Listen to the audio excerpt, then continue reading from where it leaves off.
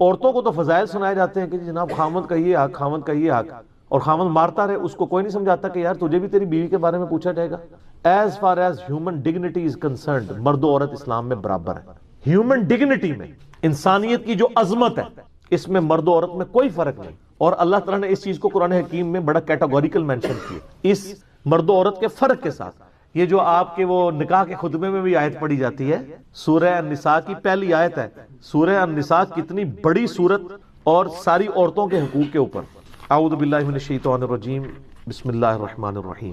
یا ایھا الناس، اے لوگو، اتقوا ربکم الذی خلقکم من نفس واحدہ، اس رب کا تقوی اختیار کرو، اس سے ڈر جاؤ جس نے تمہیں ایک جان سے پیدا کیا، وخلق منہا زوجہا، اور اسی ایک جان سے اس کی بیوی بھی بنائی تھی، یعنی حضرت آدم علیہ السلام کی پسلی سے اماں حوا پیدا ہوئی، یعنی اوریجن تو ایک ہے۔ وَبَثَّ مِنْهُمَا رِجَالًا كَثِيرًا وَنِسَاءً، اور پھر اس میاں بیوی سے کثیر تعداد میں مرد و عورت زمین میں پھیلا دیے۔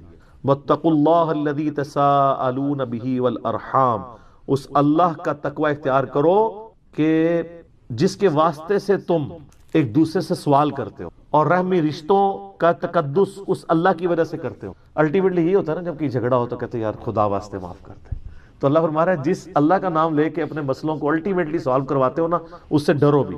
ان اللہ کان علیکم رقیبا، بے شک اللہ تعالیٰ تمہیں دیکھ رہا ہے جو کچھ تم اعمال کر رہے ہو۔ تو ہیومن ڈگنیٹی میں سب برابر ہے۔ پھر سورہ الحجرات میں بھی آیا نا کہ اللہ تعالیٰ نے تمہیں قبیلوں میں، خاندانوں میں اس لیے بانٹا ہے تاکہ تمہاری پہچان ہو۔ ان اکرمکم عند اللہ اتقاکم، اللہ کے نزدیک وہی عزت والا ہے جو تقوی والا ہے۔ پھر یہ نہیں دیکھا جائے گا بھی سیدہ فاطمہ جو ہے وہ جنتی عورتوں کی سردار کیوں ہے، کسی مرد کو کیوں نہیں بنایا گیا؟ سر انہوں نے پرفارم کیا، اور ابو لہب حضور کا سگا چچا ہے، دوزخ میں جائے گا، پرفارم نہیں کیا۔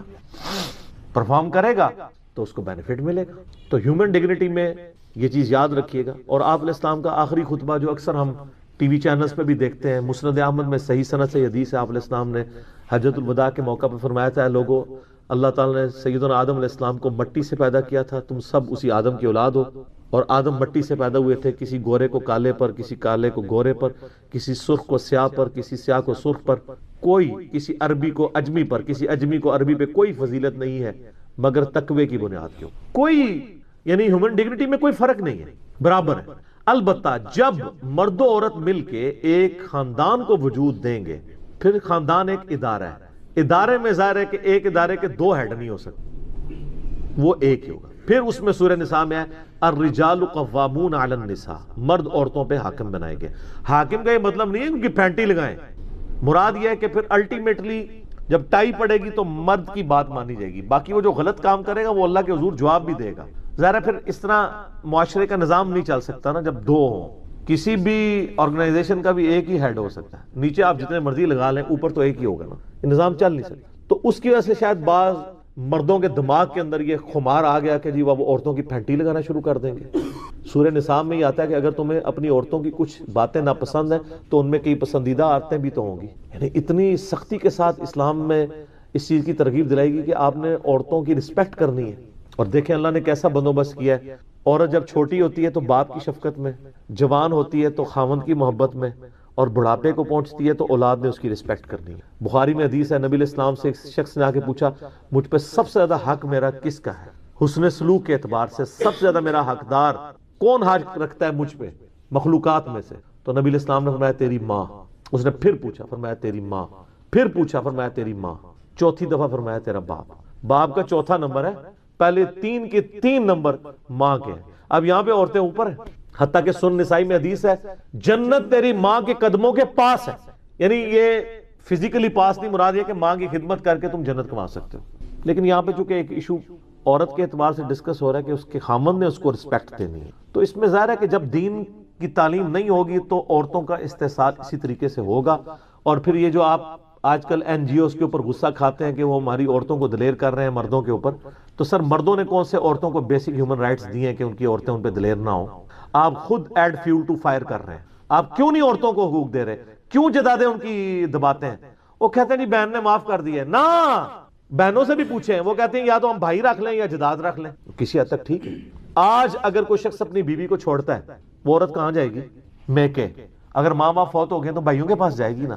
تو عورت پوری زندگی انسیکیور گزارتی ہے کہ کسی بھی خاوند کا دماغ پھرتے کو ٹائم لگتا ہے. پھر پاکستانی خاوند تو اس نے پیچھے بھی اپنا رکھا ہوتا ہے کہ اس نے مجھے چھوڑ دیا تو میں کہاں جاؤں گی. تو وہ پھر اگر اس کو سیکیورٹی ہو کہ وہ پیچھے بھی میرے بھائی مسلمان ہیں, اگر میں نے جداد لی اپنا حق, تو وہ یعنی میرے لیے فرعون نہیں بنیں گے اور کہیں گے اس کا حق تھا, تو وہ بے فکر ہو کے لے گی حق.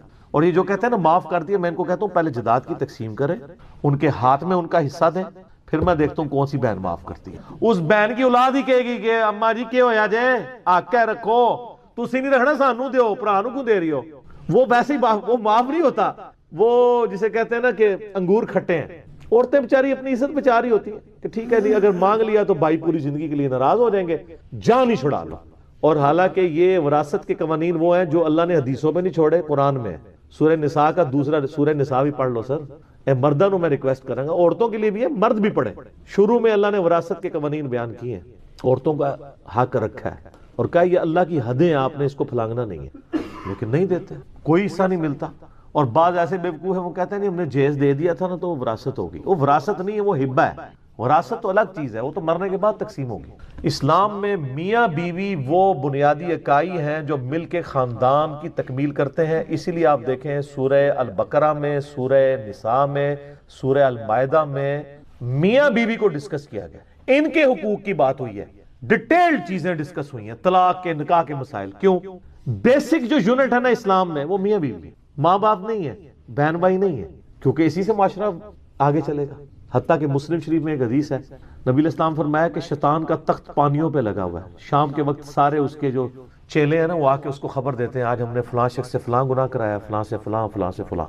ایک وہ اتنا امپریس نہیں ہوتا, ایک آ کے کہتا ہے آج میں نے میاں بیوی میں جدائی کروا دی, اس کو وہ جفی ڈال کے ملتا ہے کہ تو نے اصل کام کی. ہاں شیطان کو بھی یہ بات پتا ہے کہ میاں بیوی الگ ہو گئے تو اولاد تو گئی. یہاں تو خامن سمجھتا ہے میں بیوی کو طلاق دے دوں گا تو اس کی میں نے مستقبل بگاڑ دیا, اور سر اس کے تو چانس ہے مستقبل بن جائے, تیرا بھی کچھ نہیں پلے رہنا. اگلے رشتے کے لیے جو آئیں گے وہ کہیں گے پہلی کیوں گئی سیا. یہ کسی خامن کے دماغ میں فطور ہے نا, وہ نکال دے کہ وہ عورت کو ذلیل کر دے گا. ذلیل وہ خود بھی ہوتا ہے, اور عموماً میں نے دیکھا کئی عورتیں جن کو اللہ تعالیٰ ان سے اچھے خامن دے دیتا ہے, ان کی جناب وہ کہتے ہیں کبے لت پہ ہوتا کب بھی نکل گیا, ان کے ساتھ تو بڑی نیکی ہو جاتی ہے. تو یہ شیطان نے تخت لگایا ہوا پانیوں کے اوپر, اور وہاں یہ فیڈ بیک لے رہا ہوتا ہے, جس کے بارے میں نے کہا ہو سکتا ہے برمودا ٹرائنگل پہ ہی وہ تخت لگا ہوا ہو شیطان کا, عین ممکن ہے. تو نبی علیہ السلام نے میاں بیوی کے تعلق کے اعتبار سے بہت سٹرکٹلی, بخاری مسلم میں ایک حدیث ہے, آپ علیہ السلام فرمایا عورت جو ہے نا وہ مرد کی ٹیڑھی پسلی سے پیدا ہوئی بھی ہے, اس کو سیدھا کرنے کی کوشش نہ کرو, اس سے نفع اٹھاؤ, کمپرومائز کرو. اگر سیدھا کرو گے تو توڑ بیٹھو گے, اور اس کو توڑنا اصل میں اس کو طلاق دینا ہے, کہیں توڑنا بیٹھنا. صحیح مسلم میں حدیث ہے, نبی علیہ السلام فرمایا کسی مرد کے لیے جائز نہیں ہے کہ وہ اپنی بیوی سے بغض رکھے. اللہ سے ڈرو, یہاں بغض رکھ لیتے ہیں نا, اگر تم اس میں الفاظ ہیں, اگر تمہیں اس کی کچھ عادتیں ناپسند ہیں تو دیکھو اس میں کئی خوبیاں بھی تو موجود ہوں گی, ان کو یاد کر لو. جہاں پہ وہ کہتے ہیں نہیں. پھر بخاری مسلم میں حدیث ہے, آپ نے میں کیسے ہو مرد تم لوگ کہ صبح کے وقت اپنی بیوی کو مارتے ہو اور پھر رات کو اسی بیوی کو اپنے پاس بلاتے ہو ازدواجی تعلق کے لیے. کتنی ٹیکنیکل بات کی, تو وہ آ بھی جائے گی تو کس موڈ کے ساتھ آ رہی ہوگی. تو آپ علیہ السلام نے یعنی یہ جو عورتوں کی پٹائی کا جن لوگوں کو شوق ہوا ہے نا, تو میں تو کہتا ہوں جو مرد بھی ادھر ادھر منہ مارتے ہیں نا, ان کی عورتوں کو بھی چاہیے کبھی کبھار تھوڑا سا کر دیا کریں پٹائی, لیکن چہرے پہ نہ مارا کریں. یہ نبی علیہ السلام نے منع کیا. بخاری مسلم میں حدیث ہے کہ آپ نے چہرے پہ نہیں مارنا. بہرحال سورۃ المائدہ میں ہے کہ اگر میاں بیوی کا جھگڑا ہو جائے, جس طرح یہ اسلامی بہن کا سوال تھا, تو ایک بڑا جو ہے وہ مرد کی طرف سے اور ایک بڑا جو ہے وہ عورت کی طرف سے, ان بڑوں کو سامنے بیچ میں ڈال کے ان کی ڈسکشن کرو, کیونکہ جو دو آپس میں لڑ رہے ہیں وہ تو دونوں ہی اپنے آپ کو حق میں سمجھ رہے ہوں گے, اور جو بڑا بندہ ہے نا خاندان کا, جس نے دنیا دیکھی ہے, اس کو پتا چل جائے گا, اس نے خود بھی اپنی زندگی گزاری ہوئی ہے, لیکن وہ بڑا نیوٹرل ہونا چاہیے. یہ نہ کہ میرے منڈے نے ٹھیک کیتا ہے تو میری کڑی نے ٹھیک کیتا ہے. خاندان کے بڑوں کو انوالو کریں اور وہ بڑے ڈیسائیڈ کریں, تو انشاءاللہ تعالی معاملات بہتر ہو جاتے ہیں. باقی اگر نہیں بھی بہتر ہو رہے پھر ٹھیک ہے, طلاق کریں. یہ بڑا ظلم ہے کہ وہ جوانی سے لے کے تو بڑھاپوں میں نے 30 سال کے بعد بھی طلاقیں ہوتی دیکھی ہیں. نئی نیبری ہوتی ہے, وہ بہنیں بیچ میں آ جاتی ہیں, انہیں جی نبھاؤ, بھابیاں آ جاتی ہیں نبھاؤ, کرتے کرتے الٹیمیٹلی.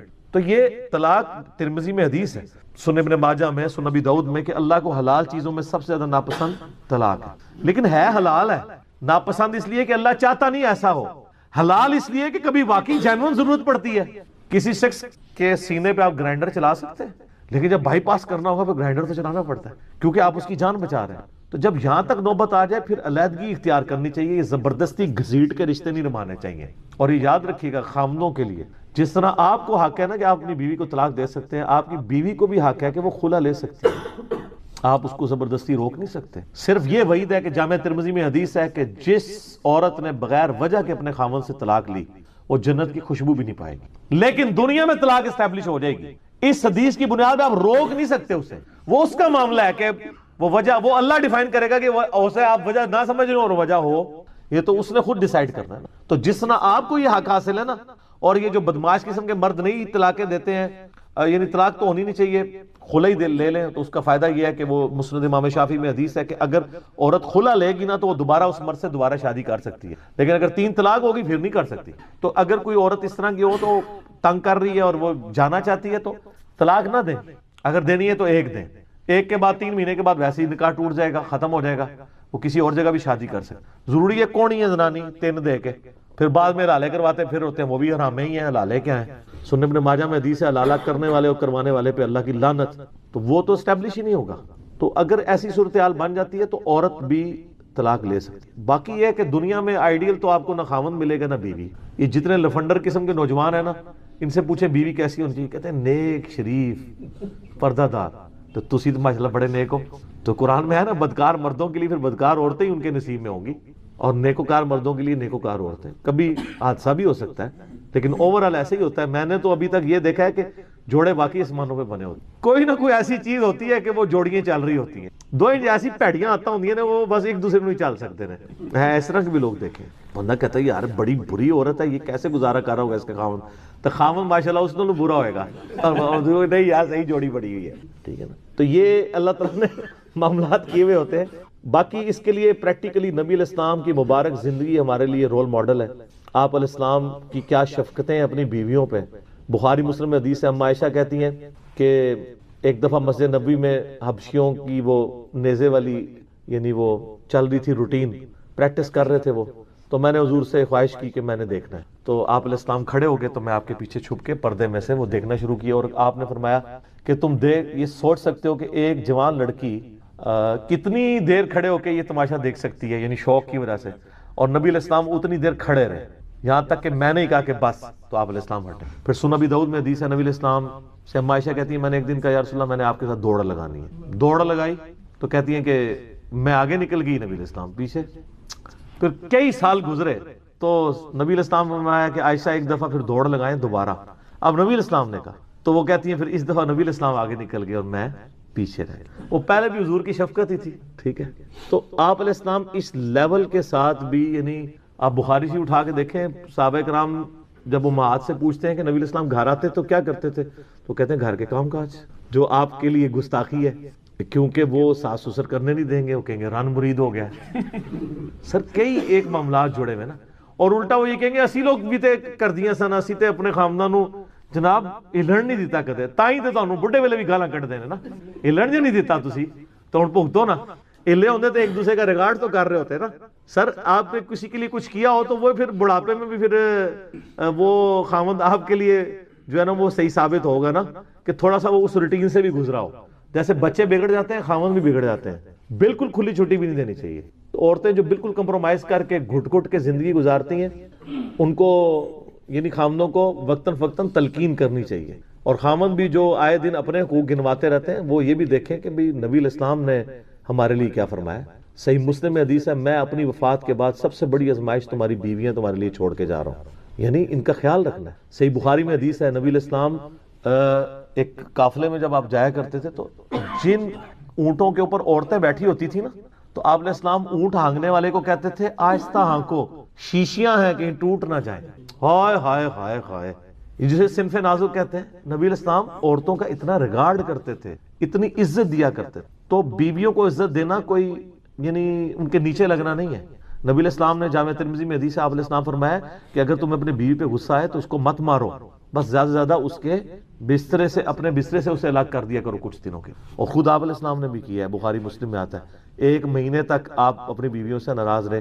واقعہ ایلا جس کے کانٹیکس میں سورۃ الاحزاب کی آیات نازل ہوئی کہ بھئی اگر ہمارے نبی کے ساتھ گزارا کرنا ہے تو فقر کے ساتھ، ادروائز اے نبی ان سے کہو کہ میں تمہیں دنیا کا مال دے کے چھوڑتا ہوں۔ پھر امہات نے کہا نہیں، ہم اللہ اور اس کے رسول اور آخرت کو قبول کرتی ہیں، ہم اسی طریقے سے آپ علیہ السلام کے ساتھ گزارا کریں گے۔ تو اگر نبی کی بیویوں سے نبی علیہ السلام کو تکلیف پہنچی ہے تو آپ لوگوں کی بیویوں سے اگر آپ کو کبھی تکلیف پہنچے تو اس میں غصہ کھانے کی، طلاق دینے کی، ان چیزوں کی کوشش نہیں کرنی چاہیے، صبر و شکر کے ساتھ زندگی گزاریں۔ لیکن ہمارے کرائٹیریا اور ہے نا، صحیح مسلم میں حدیث ہے، عورت سے 4 وجہ سے شادی کی جاتی ہے: اس کی خوبصورتی کی وجہ سے، اس کے حسب نسب کی وجہ سے، اس کے مال کی وجہ سے، اور اس کے دینداری کی وجہ سے۔ آپ فرمایا اللہ کے بندو دینداری کو دیکھا کرو، دینداری آ گئی تو باقی ساری چیزیں تو آنی جانی چیزیں ہیں، وہ آ ہی جائیں گی۔ تو جو کرائٹیریا ہم نے یعنی رکھا ہوا ہوتا ہے نا، میں نے تو دیکھا ہے جس میں دنیا میں جس نے جو خواہش کی ہوتی ہے نا، اسی قسم کی چیزیں اس کے سامنے آ جاتی ہیں، اور اگر کسی نے واقعی دینداری مانگی ہوئی ہے تو اس کو دینداری مل جائے گی۔ یہ آپ کو جوڑے جتنے نظر آ رہے ہوتے ہیں نا، وہ اللہ نہیں بنائے ہوتے ہیں، لوہے کو لوہے کاٹ رہا ہوتا ہے، میں نے دیکھا ہے۔ لیکن یہ یاد رکھیے گا، آپ کو زندگی گزارنے کے ایک تھم رولز بتا۔ سورۃ الرحمن کا بقیہ حصہ کور کریں گے اور کچھ حصہ انشاءاللہ سورۃ الواقعہ کا بھی انشاءاللہ تعالی۔ پچھلی دفعہ 21 آیات ہماری کور ہوئی تھی، اور سورۃ الرحمن کے حوالے سے جتنی ٹیکنیکل ڈسکشن ہے وہ میں پچھلی دفعہ کر چکا ہوں۔ آج اگلی کی آیات کو بغیر کسی تمہید کے لے کے چلتے ہیں۔ اعوذ باللہ من الشیطان الرجیم، بسم اللہ الرحمن الرحیم۔ یخرج منہم اللؤلؤ والمرجان۔ پچھلی دفعہ ذکر ہوا تھا کہ اللہ تعالیٰ نے سمندروں کو ملایا ہے اور ان کے درمیان ایک ان سین بیریئر، ایک آڑ رکھ دی ہے، اور میں نے بتایا تھا کہ آپ یوٹیوب کے اوپر جا کے اگر لکھیں، الاسکا ایک جگہ ہے امریکہ میں، وہاں پہ پیسیفک اوشن اور اٹلانٹک یعنی بحر اوکیانوس اور بحر الکاہل یہ آپس میں ملتے ہیں، اور ایک کا پانی جو ہے وہ بلو کلر کا ہے اور ایک کا گدلے کلر کا ہے، مسٹرڈ کا تقریباً کلر کا، لیکن وہ آپس میں میچ نہیں کرتے، ایک دوسرے کے اندر داخل نہیں ہوتے، بلکہ الگ الگ دور تک ان کی لکیر کئی کلومیٹرز تک نظر آتی ہے۔ اور اس کے اندر اللہ تعالیٰ کی ایک حکمت ہے، ادھر کی جو مچھلیاں ہیں وہ ایک خاص انوائرمنٹ میں رہ رہی ہیں، وہ اس انوائرمنٹ میں زندہ نہیں رہ سکتی، حالانکہ پانی ہے، لیکن ان کی ڈینسٹی کا فرق اللہ نے ایسا رکھ دیا کہ وہ آپس میں مکس نہیں ہوتے۔ تو اسی کانٹیکسٹ میں اگلی آیات آ رہی ہیں کہ ان سمندروں میں سے موتی اور مرجان یعنی یہ قیمتی پتھر بھی انہی کے اندر سے نکلتے ہیں۔ فَبِأَيِّ آلَاءِ رَبِّكُمَا تُكَذِّبَانِ، تو اے جن و انس کے بھاری گروہ، تم اپنے رب کی قدرت کی کون کون سی نشانیوں کو جھٹلاؤ گے۔ اس آیت کے اوپر میں نے پچھلی دفعہ بھی ڈسکشن کی تھی کہ یہ عموماً ترجمہ ہمارے جو علماء ہیں انہوں نے کیا ہے کہ تم اپنے رب کی کون کون سی نعمتوں کو جھٹلاؤ گے، یہ ترجمہ غلط ہے۔ اس کا ترجمہ صرف مولانا مودودی رحمہ اللہ تعالیٰ نے صحیح کیا، انہوں نے یعنی کانٹیکسٹ کے ساتھ سرکمسٹانسز کے مطابق جو آیات تھیں اس کے اعتبار سے ہر دفعہ اس کا ترجمہ ڈیفرنٹ کیا۔ اگر تو اللہ کی نعمت کا ذکر ہو رہا ہے تو نعمت کا انہوں نے ذکر کر دیا، اگر اللہ تعالیٰ کی کوئی فزیکل فینومین آف نیچر، قانون قدرت، تذکیر بھی آلاء اللہ، قدرت کی بڑی بڑی نشانیاں، تو وہاں قدرت کا ذکر کیا۔ اگر اللہ تعالیٰ کے غضب کا ذکر ہوا ہے تو اس اعتبار سے اس کا ترجمہ کیا۔ وَلَهُ الْجَوَارِ الْمُنْشَآتُ فِي الْبَحْرِ كَالْأَعْلَامِ، اور اسی کے زیر فرمان ہے وہ جہاز، بحری جہاز جو سمندروں میں پہاڑوں کی مانند بلند نظر آتے ہیں۔ یعنی پرانے وقتوں میں آپ اگر آج بھی ہالی ووڈ کی جو پرانے سٹائل کی رومن امپائر کی فلمیں انہوں نے بنائی ہوئی ہیں نا، اس میں آپ دیکھیں تو وہ بڑی بڑی کشتیاں بادبان والی، جن کے بڑے بڑے بادبان ہیں جو کہ ہوا کے زور کے اوپر چلتی ہیں، تو وہ دور سے دیکھنے سے پہاڑوں کی مانند نظر آتی ہیں اس زمانے میں بھی۔ اب تو خیر بحری جہاز خود ہی پہاڑ جتنے بڑے ہیں، اتنے بڑے بڑے، تو اللہ تعالیٰ ان کو اپنی طرف منسوب کر رہا ہے کہ یہ میرے ہیں، اس لیے کہ اللہ تعالیٰ نے کریشن ایکس نہیلو کی، اس کا جتنا بھی مٹیریل ہے وہ انسان نے ڈیولپ ضرور کیا ہے، پیدا نہیں کیا۔ کریشن ایکس نہیلو تو ہو ہی نہیں سکتی، عدم ماس سے وجود وہ صرف اللہ بخشتا ہے۔ ہم تو جو قدرت کی دی ہوئی مادی چیزیں ہیں ان کو یوٹیلائز کر کے بوئنگ 747 یا ٹائٹینک بحری جہاز بنا لیتے ہیں، اس اعتبار سے یہ ساری چیزیں اللہ کی ہیں۔ اور دوسرا اس اعتبار سے کہ جتنے فزیکل فینومین آف نیچر ہیں، قانون قدرت ہیں، جن کو سائنٹسٹ تو کہتے ہیں سائنٹیفک یا فزیکل لاز ہیں، وہ خدائی قوانین۔ سائنس تو صرف ڈسکور کرتی ہے، یعنی یہ گریویٹیشنل فورس جو ہے یہ سائنس نے ڈسکور کی ہے، یہ سائنٹیفک فینومینا نہیں ہے، فینومینا تو یہ قدرت کا ہے، اور قدرت سے مراد یعنی اگر ہم بات کریں تو یعنی خدا کی قدرت۔ تو یہ جہاز اللہ اپنی طرف منسوب کر رہا ہے کہ ایک تو کریشن کا میٹیریل اللہ کی طرف سے ہے، دوسرا ان کا سمندروں پہ چلنا یہ خدا کی وجہ سے، کیونکہ اللہ تعالیٰ نے سمندروں میں پانی کے اندر ایک قوت اچھال رکھی ہے جسے فورس آف بوائنسی کہا جاتا ہے انگلش میں۔ وہ بچپن میں آپ نے ارشمیدس پرنسپل بھی پڑھا ہوگا کہ ارشمیدس نے یہ پہلی دفعہ یہ چیز دریافت کی تھی، اور یہ ارشمیدس جو ہے اس کا زمانہ حضرت عیسیٰ علیہ السلام سے بھی پہلے کا ہے۔ فورس آف بوئنسی اس نے دریافت کی تھی کہ جو بھی فلوٹنگ باڈی ہے اس کے اوپر جو پانی ہے اتنی ہی فورس کے ساتھ اوپر کی طرف عمل کرتا ہے جتنا اس کا ویٹ ہوتا ہے، وہ ویٹ جو اس کا جو والیوم ہے جتنا پانی کے ویٹ کو ڈسپلیس کرتا ہے۔ یعنی اگر ایک بحری جہاز ہے یا کوئی بھی جو ہے وہ تیرنے والی چیز ہے، اس کو جب پانی میں رکھا جاتا ہے تو کچھ حصہ اس کا پانی میں ڈوبتا ہے اور باقی باہر رہتا ہے۔ مکمل ڈوب جائے تو وہ ڈوب گئی نا، وہ تو ظاہر ہے فورس آف بوئنسی سے بڑھ جاتی ہے اس کی اپنی جو ویٹ ہے۔ جو فلوٹنگ باڈیز ہیں ان کا جتنا حصہ پانی میں ڈوبا ہوتا ہے تو پانی میں ڈوبنے کی وجہ سے اتنے ایریے سے پانی جو ہے وہ ڈسپلیس ہو جاتا ہے۔ بحری جہاز جتنا ڈوبا ہوگا اتنے حصے میں پانی تو نہیں ہوگا، بحری جہاز کا وہ حصہ ہوگا، تو وہ جتنا پانی وہ ڈسپلیس کرتا ہے نا، اس پانی کو اگر تولا جائے تو اس پانی کا جتنا وزن بنتا ہے نا، اس وزن کے برابر پانی فورس سے اوپر کی طرف فلوٹنگ باڈی کو دھکیلتا ہے۔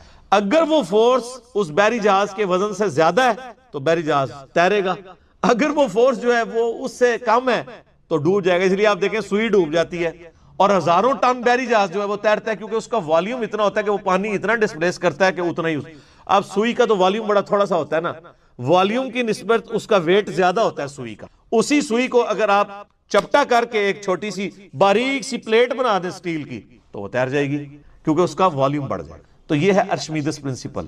تو یہ خدائی قوانین ہے جن کی وجہ سے یہ آپ کو بحری جہاز بھی سمندروں پہ چلتے نظر آ رہے ہیں۔ اس لیے اللہ کہہ رہے ہیں یہ میرے ہیں۔ فَبِأَيِّ آلَاءِ رَبِّكُمَا تُكَذِّبَانِ، تو اے جن و انس کے دو بھاری گروہ ہو، تم اپنے رب کی کون کون سی قدرت کی نشانیوں کو جھٹلاؤ گے۔ کل من علیہا فان، ہر اس کو فنا ہے، ہر اس نے ختم ہو جانا ہے جو اس زمین پہ ایگزسٹ کرتا ہے۔ اس کائنات کے اندر جو ایگزسٹنس ہے وہ بھی، اور اس زمین کے اوپر جتنے لوگ آباد ہیں، چاہے وہ جتنی بھی اسپیشیز ہیں، ایک نہ ایک دن سب کو موت آنی ہے، اور باقی کس نے رہنا ہے؟ وَيَبْقَى وَجْهُ رَبِّكَ ذُو الْجَلَالِ وَالْإِكْرَامِ، اور باقی رہے گی تیرے رب کی ذات جو بڑی عظمت اور احسان کرنے والی ہے، اکرام کرنے والی ہے۔ ویسے لفظی تو ترجمہ ہے تیرے رب کا چہرہ باقی رہے گا، لیکن ظاہر ہے کہ اس پہ ہم تعویل کرتے ہیں کہ چہرے سے مراد اللہ تعالیٰ کی ذات ہے۔ یہاں پر میں یعنی خصوصاً جو سلفی اہل حدیث علماء ہیں وہ عموماً قرآن پاک کی آیات کی جب کسی حوالے سے تعویل کی جاتی ہے تو وہ فوراً یعنی تحریف قرآن کا فتویٰ لگا دیتے ہیں، اور وہ کہتے ہیں کہ جی آپ الفاظ کو انہی الفاظ کے ساتھ لیں، اس کی تعویل نہ کریں۔ اس موقع پر ان کو بھی تعویل کرنی پڑتی۔ یہاں ترجمہ تو یہ بنتا ہے کہ تمہارے رب کا چہرہ رہے گا، باقی سب کچھ ختم ہو جائے گا۔ تو قرآن حکیم میں تو اہل حدیث بھی مانتے ہیں، باقی بھی مانتے ہیں کہ اللہ تعالیٰ کے ہاتھوں کا بھی ذکر ہے جیسا کہ اس کی شان کے لائق، اللہ کی آنکھوں کا ذکر ہے جیسا کہ اس کی شان کے لائق ہے، اس کی کوئی تمثیل نہیں۔ لیس کمثلہ شیء وہو السمیع البصیر۔ یہاں پہ آپ اہل حدیث کا ترجمہ بھی اٹھائیں گے نا تو انہوں نے اس کی تعویل کی ہوگی کہ تمہارے رب کی ذات کو باقی رہے۔ تو ہم کہتے ہیں جناب آپ نے چہرے کو ذات کیوں بنا دیا؟ وہ کہتے ہیں یہ پاسبل نہیں ہے، تعویل تو کرنی پڑے گی۔ جب دوسرے لوگ اس طرح کی آیات کی تعویل کرتے ہیں تو اس کو اسماء و صفات کا مسئلہ بنا دیتے ہیں۔ مثلا مولانا مودودی رحمہ اللہ تعالیٰ نے وسع کرسیہ السماوات والارض کی تفسیر کرتے ہوئے تفہیم القرآن میں لکھا کہ یہاں کرسی سے مراد اللہ تعالیٰ کی بادشاہت ہے، اور عین ممکن ہے کہ کوئی فزیکل کرسی بھی ایگزسٹ کرتی ہو، جبکہ اہل حدیث کا موقف یہ ہے کہ نہیں، آپ کو فزیکل کرسی ماننی ہوگی۔ اگر آپ یہ کرسی سے مراد اللہ کی بادشاہت لیتے ہیں تو یہ آپ قرآن کی تعریف کر رہے ہیں، کیونکہ قرآن میں تو لفظ کرسی کا ہے۔ یہاں پہ وہ یہ نہیں دیکھتے کہ یہاں پہ چہرے کا لفظ ہے۔ اے گلاں مولویاں نو انجینئر صاحب ہی کر سکتے ہیں، تو انہوں نہیں سمجھ آندی کہ مولویوں نے کیڑی گیم پائی ہوئی ہے۔ مولویوں نے جو کچھ قرآن کے ساتھ کھلواڑ کیا ہے نا، ان کی اس کھلواڑ کو صرف وہ بندہ پکڑ سکتا ہے جس کا کمپیریٹیو نالج ہو۔ اس لیے میں دیکھیں آیات جہاں جہاں آتی ہیں نا، جس بندے نے ڈنڈی ماری ہے نا، تو میں پھر ڈنڈا میں بھی اٹھا لیتا ہوں علمی کہ بھئی ڈنڈی سوٹ اپنی، میرا ڈنڈا آئی نہیں تھا۔ تو یہاں پہ انہوں نے بھی تعویل کی۔ اس طرح اور بھی جگہ قرآن پاک میں آتا ہے، سورہ قصص میں آتا ہے کہ ہر چیز فنا ہو جائے گی سوائے رب کے چہرے کے، اور وہ سورہ قصص کی آخری آیات ہیں۔ وہاں پہ آپ یعنی سعودی عرب کی جو تفسیر پڑھیں گے نا، صلاح الدین یوسف صاحب کی، باقاعدہ انہوں نے لکھا ہے کہ اس آیت کی تعویل کی جائے گی کہ یہاں پہ چہرے سے مراد اللہ کی ذات ہے، یہ لفظ انہوں نے استعمال کیا۔ اچھا، اسی طریقے سے بخاری مسلم کی حدیث ہے کہ قیامت والے دن 7 لوگوں کو اللہ کا سایہ نصیب ہوگا، جس دن اللہ کے سائے کے سوا کسی کا سایہ نہیں ہوگا۔ وہاں پہ اہل حدیث نے بھی ترجمہ کیا ہوا ہے بریکٹ میں، اللہ کے عرش کا سایہ۔ حالانکہ وہاں تو لفظ ہے اللہ کا سایہ. وہ کہتے ہیں نہیں جی اللہ کا تو سایہ نہیں ہے نا, اس سے مراد ہے اللہ نے جو سایہ کریٹ کیا ہے اہل جنت کے لیے اور وہ اس کے عرش کا سایہ ہوگا. اتنی بڑی تعویل. تو یہاں پہ بھی قرآن حکیم میں جہاں کوئی تعویل کرتا ہے وہ نیک نیتی کے ساتھ کرتا ہے. اس کے اوپر جہمیہ کا فتویٰ لگا دینا یا مجسمہ کا فتویٰ لگا دینا حنفیوں کی طرف سے اور سلفیوں کی طرف سے فتویٰ لگا دینا جہمیہ کا, یہ یعنی علمی خیانت ہے. اور یہ وہ بحثیں ہیں جس کے اوپر یعنی پوری امت کے اوائل میں کتنے فرقے ہیں جو آپس میں یعنی لڑتے رہے ہیں اور کس لیول تک یعنی ان کے اندر اختلاف آیا. فَبِأَيِّ آلَاءِ رَبِّكُمَا تُكَذِّبَانِ, تو اے جن و انس کے دو بھاری گروہ ہو, تم اپنے رب کی کون کون سی نعمتوں کو جھٹلاؤ گے, تم اپنے رب کی کون کون سی قدرت کی نشانیوں کو جھٹلاؤ گے. يَسْأَلُهُ مَنْ فِي السَّمَاوَاتِ وَالْأَرْضِ, سب زمین و آسمان میں جتنے بھی مخلوقات ہیں وہ اسی کی منگتی ہیں, سب اسی سے مانگتے ہیں, سب اسی سے سوال کرتے ہیں. كُلَّ يَوْمٍ هُوَ فِي شَأْنٍ, اور اس کی شان ہر روز نئے اعتبار سے تجلی فرماتی ہے. ویسے بعض لوگوں نے اس کا ترجمہ کیا ہے کہ اللہ تعالیٰ کو ہر روز کوئی نیا کام ہوتا ہے, تو وہ یہ سمجھتے ہیں شاید ہم بھی دفتر جاتے ہیں تو اللہ تعالیٰ کا بھی کوئی نیا کام ہوتا ہے. یہ نہیں ہے. اس کا جو بالمفہوم ترجمہ ہے کہ اللہ کی شان ہر روز نئے طریقے سے جلوہ نما ہوتی ہے. یعنی آج جس طرح سائنس نے ترقی کی ہے اور جو خدا کا تعارف نیشنل جغرافک نے یا اینیمل پلانٹ نے یا ڈسکوری چینل نے کروایا ہے, اور ہمارے بزرگوں کو تو اس کا اشر اشیر بھی نہیں پتا تھا. میں ابھی پرسوں اینیمل پلانٹ پہ پروگرام دیکھ رہا تھا ایک عقاب کے بارے میں, تو وہ اس کو ایک بہت بڑی ہڈی ملتی ہے نا, تو اب وہ اس ہڈی کو توڑ تو سکتا نہیں, اس کی چونچ ہے, اتنی مضبوط ہڈی ہے. سر آپ حیران ہوں گے, وہ کمنٹیٹر کہتا ہے کہ جی اس کے اندر یہ حص ایوالو ہو گئی ہے. وہ کہتے ہیں نا ایوولوشن ہوئی ہے, وہ تو خدا نے اسے سکھایا نا. وہ جناب 30 دفعہ اس ہڈی کو اٹھاتا ہے, اتنی بڑی ہڈی دونوں پنجوں میں, اور زمین سے تقریباً 1.5 کلومیٹر اوپر کی ہائٹ پہ جاتا ہے اور کوئی سخت چٹان دیکھ کے اس کے اوپر گراتا ہے اس کو, اور یہ عمل وہ 30 دفعہ ریپیٹ کرتا ہے. اور بار بار یعنی 30 دفعہ وہ تھوڑا تو مار نہیں سکتا, ظاہر ہے اس کو اس کے ہاتھ تو نہیں ہے, تو وہ indirect Newton's third law of motion کر رہا ہے, عمل کا رد عمل. 30 دفعہ وہ ہڈی گراتا ہے, وہ 30 دفعہ گر گر کے اتنی کھوکھلی ہو جاتی ہے کہ الٹیمیٹلی وہ ٹوٹ جاتی ہے. پھر وہ ٹوٹتی ہے تو وہ کھاتا ہے. یہ اس کو کس نے سکھایا ہے؟ اللہ نے. یہ ہمارے کسی بزرگ کو, کسی صحابی کو, کسی تابعی کو یہ چیزیں ابزرو نہیں ہوئی ہیں. اگر انہوں نے کی بھی ہوں گی تو ایک دفعہ گورے تو جناب ایک ہفتہ کیمرہ لگا کے بیٹھے رہتے ہیں نا. یہ چیزیں تو گوروں نے دریافت کرنی تھی. اور اس طرح کی قدرت کی کئی نشانیاں, یعنی اس پہ تو میں فی البدی گھنٹوں بول سکتا ہوں کہ اللہ تعالیٰ نے مخلوقات کے اندر کیا کیا چیزیں رکھی ہیں, اور وہ سب اللہ کی قدرت کی نشانیاں ہیں جو وقت کے ساتھ ساتھ ایکسپلور ہو رہی ہیں. یہ اللہ تعالیٰ کی نئی نئی شانیں. آپ کو پتا ہے اس وقت ڈیپ اوشن کے اندر ایسی مخلوقات دریافت ہوئی ہیں جو آج سے 20-25 سال پہلے تک بھی دنیا کو پتہ ہی نہیں تھا کہ یہ مخلوقات ایگزسٹ کرتی ہیں. دیکھنا تو بڑی دور کی بات. اور وہ مخلوقات وہ ہیں جو کبھی سمندر کے اوپر نہیں آئی ہیں, وہ نیچے ہی اندھیرے میں رہتی ہیں, انہوں نے سورج کبھی نہیں دیکھا. اور آپ حیران ہوں گے کہ ان کے اندر جو سسٹم ہے نا, یعنی اپنے آپ کو نیچے رکھنے کا, ورنہ تو کوئی بھی چیز فلوٹ کر کے الٹیمیٹلی اوپر تو آ جاتی ہے, وہ اپنے آپ کو نیچے جو رکھتی ہے تو کوئی ٹیکنالوجی چاہیے نا. آپ نے یہ جو آپ دوزیں ہوتی ہیں یہ نیچے کیسے رہتی ہیں؟ اس کے اندر پانی بھرا جاتا ہے باقاعدہ, پھر وہ وزنی ہو جاتی ہے, وہی فورس آف بوئنسی سے بڑھ جاتا ہے ان کا اپنا ویٹ, تو وہ نیچے بیٹھ جاتی ہیں. پھر اوپر لانے کے لیے اس پانی کو باہر نکالنے کے لیے خاص قسم کے انجن ہوتے ہیں. ٹھیک ہے, آپ حیران ہوں گے, آپ یوٹیوب کے اوپر جا کے دیکھیں جو اس وقت ماڈرن جیٹ انجن آپ دوزوں میں استعمال ہو رہے ہیں نا, سیم اسی ڈیزائن کی چیزیں ایگزیکٹ اسی شکل و صورت کی ان مچھلیوں کے اندر ہے.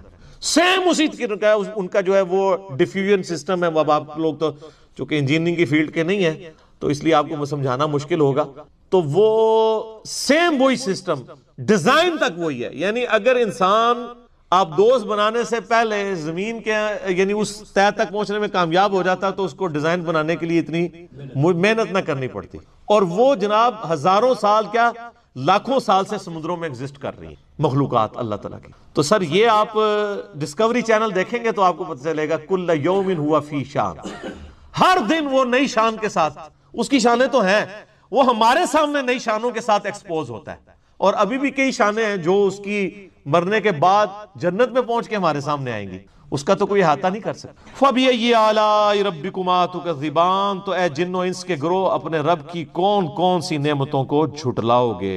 سَنَفْرُغُ لَكُمْ أَيُّهَا الثَّقَلَانِ, ان قریب اے دو بھاری گروہ یعنی جن اور انس ہم تمہاری طرف متوجہ ہوں گے. یہاں پہ یعنی اب وہ ذکر آ رہا ہے جو میں کہہ رہا تھا نا فَبِأَيِّ آلَاء میں جو تثنیہ کا صیغہ آیا ہے کہ تم دو گروہ تم دو گروہ تم دو گروہ. وہ دو گروہ کون سے ہیں؟ جانور ہیں، انسان ہیں، فرشتے ہیں، جنات ہیں، کون ہیں؟ اب وہ یہاں پہ ٹروتھ ریویل ہونے لگا ہے سورہ الرحمن کے اس پورشن میں کہ وہ دو بھاری گروہ ہیں جن کو اللہ تعالیٰ نے سوچنے سمجھنے کی صلاحیت بھی دی اور حق اور باطل کا مادہ بھی ان کے اندر رکھا. اپنی ول سے وہ اپنے رب کو چوائس کریں. وہ دو ہی مخلوقات ہیں، جن اور انسان. فرشتوں میں صرف حق کا مادہ ہے، ان کے اندر صرف نیک اعمال کرنے کا مادہ اللہ نے رکھا ہے، برائی کا وہ سوچ بھی نہیں سکتے، کرنا تو دور کی بات. یہ دو با اختیار مخلوقات ہیں. وما خلقت الجن والانس الا لیعبدون. تو ہم عنقریب تمہاری طرف متوجہ ہوتے ہیں، یعنی اپنی گفتگو کا روئے سخن تمہاری طرف کرتے ہیں. فَبِأَيِّ آلَاءِ رَبِّكُمَا تُكَذِّبَانِ. تو تم دونوں گروہ اپنے رب کی کون کون سی قدرت کی نشانیوں کو، نعمتوں کو جھٹلاؤ گے. یا معشر الجن والانس. اے جن و انس کے بھاری گروہ ہو، بڑی جماعت ہو. ان استطعتم ان تنفذوا من اقطار السماوات والارض. اگر تم میں طاقت ہے نا کہ تم نکل سکتے ہو زمین و آسمان کی باؤنڈری سے، فانفذوا تو نکل کے بتاؤ، بھاگو. اگر تم اتنی طاقت رکھتے ہو کہ اس کائنات سے بھاگ کے کہیں اور جا سکتے ہو، یعنی خدا کی قدرت سے نکلنے کی کوئی کوشش کر سکتے ہو نا، جہاں بھی جاؤ گے اس کی بادشاہت ہی ہوگی. لا تنفذون الا بسلطان. تم جہاں کہیں بھی جاؤ گے تو وہ اسی کی بادشاہت ہوگی.